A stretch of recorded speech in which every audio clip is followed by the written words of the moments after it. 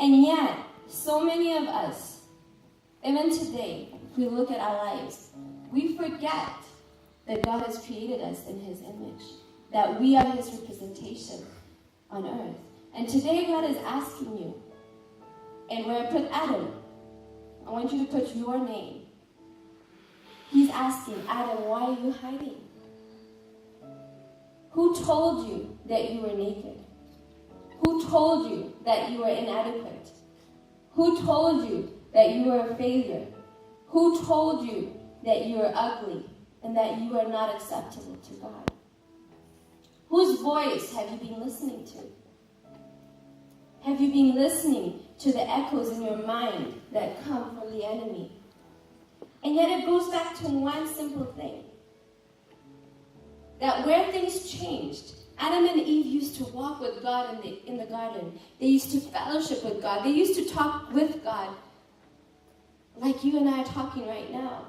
But even more than that, they had a relationship, a friendship with God that was so intimate that they were walking around naked in the garden and they really didn't care.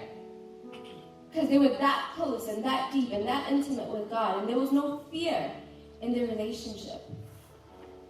And yet the enemy came and he posed one question to them and he said, did God really say?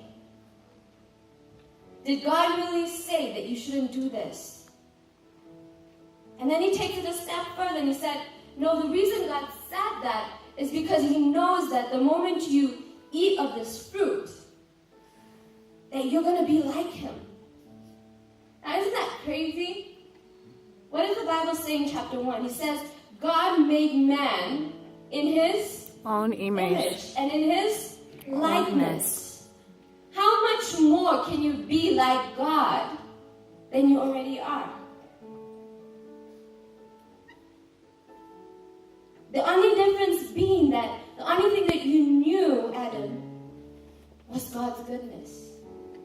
The only thing that you knew was who God is, a relationship with Him. You had no conception, no understanding of evil. Your whole life was just consumed with goodness. And yet the enemy takes us into believing and deceiving us into accepting the fact that God's holding out on us.